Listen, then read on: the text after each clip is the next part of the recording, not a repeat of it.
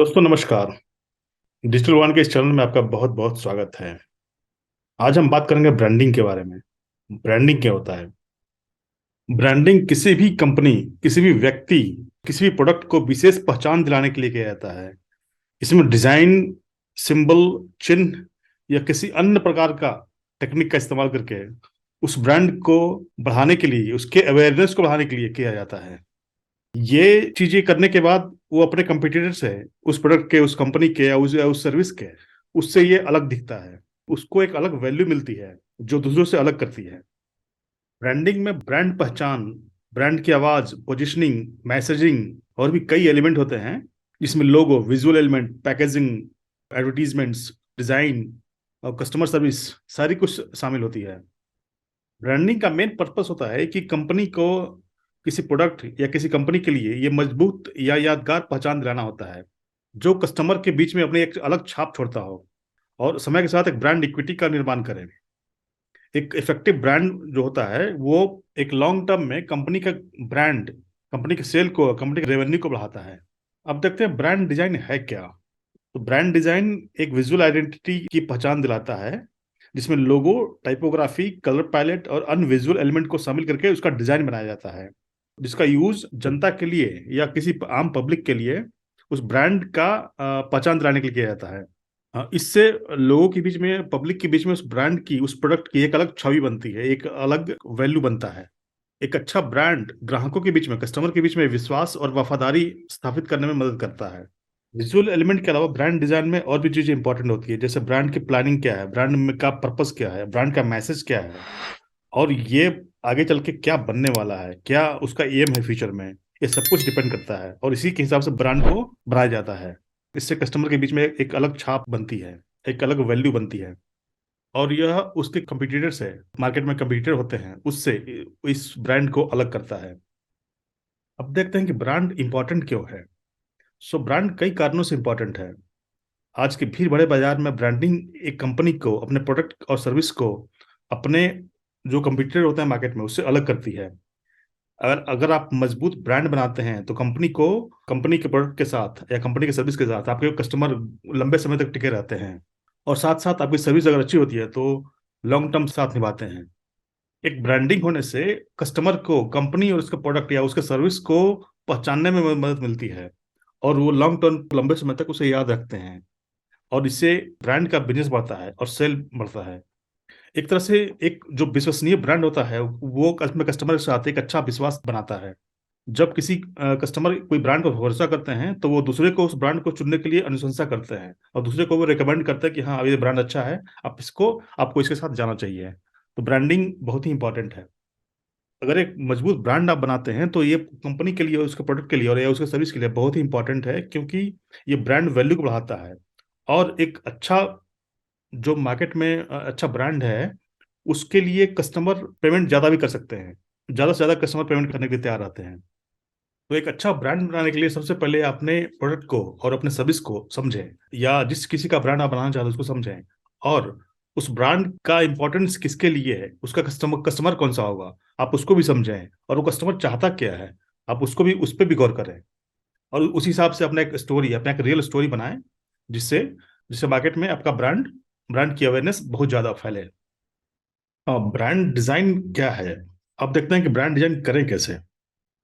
So brand design एक visual element और message को डेवलप करने की प्रक्रिया है, जो ब्रांड के मूल्यों, जो एक ब्रांड की पहचान, उसके वैल्यू और उसके पर्सनालिटी को बताता है।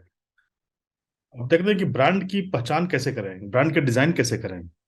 तो ब्रांड के डिजाइन करने से सबसे पहले आपको ब्रांड के वैल्यू, उसका जो मूल्य है, उसका समझ होना आपको जरूरी है।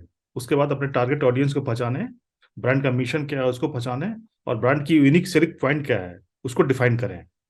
साथ ही साथ आप रिसर्च करें, और आपका जो ब्रांड का मार्केट में जो कंपटीटर है उस पर आप रिसर्च करें। उसके साथ अपनी ब्रांडिंग को कंपेयर करें कि आपका ब्रांड और उसका ब्रांड कितना दूरी पर है, आपको उसके साथ या उसके ऊपर पहुंचने के लिए क्या करना चाहिए। रिसर्च करने के बाद आप ब्रांड की स्ट्रेटेजी डेवलप करें, और आपके रिसर्च के हिसाब से आपके ब्रांड की एक अलग पहचान बनाएं, और ऐसा करें कि आपका जो ब्रांडिंग का जो मैसेज है उसके साथ आपका जो डिजाइन एलिमेंट है वो फिट बैठे, और उसका एक अच्छा प्रभाव पड़े। इससे जो ब्रांड का जो मैसेज है उसकी रीच ज्यादा से ज्यादा तक पहुंचे। एक लोगो बनाए, ब्रांड का एक लोगो बनाए, ये लोगो आपकी विजुअल आइडेंटिटी होता है, उस ब्रांड की है, उस प्रोडक्ट की है, उस सर्विस की विजुअल आइडेंटिटी होती है। लोगों का डिजाइन बहुत अच्छे तरीके से करें। इसके लिए आपका ब्रांड का क्या मैसेज है, उस मैसेज के हिसाब से लोगों का डिजाइन करें।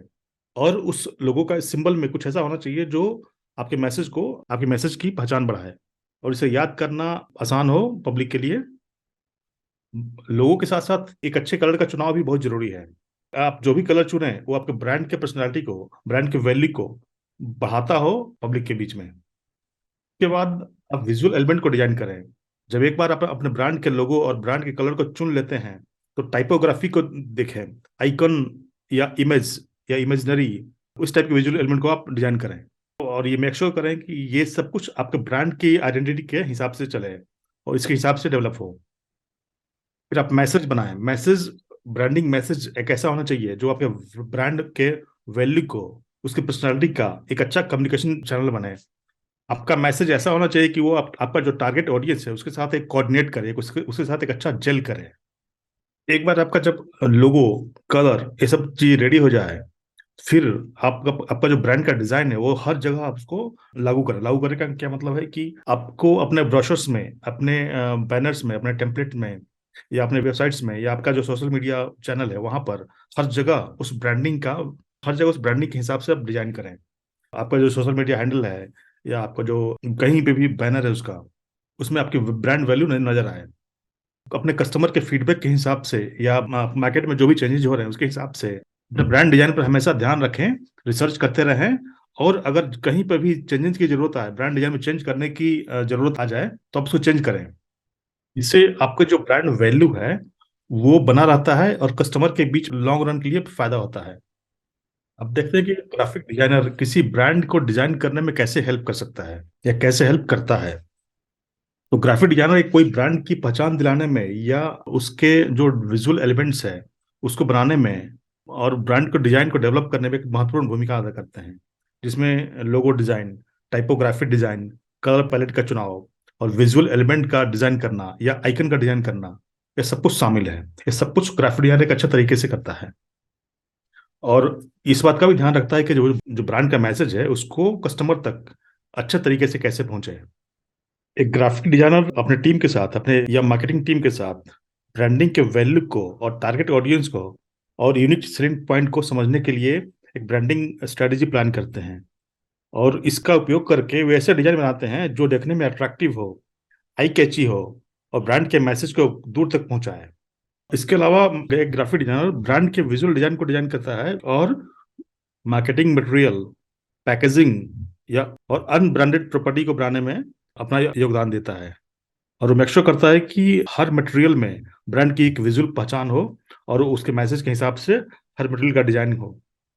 तो इस तरह हम कह सकते हैं कि एक ग्राफिक डिजाइनर ब्रांड के डिजाइन करने का एक इंपॉर्टेंट हिस्सा है, जो अपने स्किल के हिसाब से एक आई कैची और अट्रैक्टिव डिजाइन बनाता है। हम देखते हैं कि ब्रांड को डिजाइन करते समय कौन सी बात याद रखनी चाहिए। तो ब्रांड के, कोई भी ब्रांड को डिजाइन करते समय हमें उस प्रोडक्ट के मैसेज को ध्यान रखना चाहिए। उस प्रोडक्ट का जो ब्रांड वैल्यू है उसको वो कैसे बने इसका ध्यान रखना चाहिए। इसके लिए इंपॉर्टेंट है कि हम जो जो भी डिजाइन बनाएं वो एक सिंपल हो और बढ़िया लगे। ब्रांड की आइडेंटिटी को एक अलग छाप देने के लिए ये जरूरी है कि आप अपने कंप्यूटर को ध्यान से पहचानें और उसकी नकल ना करें। एक अलग डिजाइन बनाएं ताकि आपको उससे अलग करता हो। साथ ही साथ अपना टारगेट ऑडियंस को पहचानें। टारगेट ऑडियंस कौन सा है और टारगेट ऑडियंस क्या आपके ब्रांड के बारे में समझ सकता है, इसको जरूर ध्यान में रखें। इस बात का भी ध्यान रखें कि जो आपका आपका जो ब्रांड का डिजाइन है वो अलग अलग कम्युनिकेशन चैनल पे किस तरह से दिखेगा।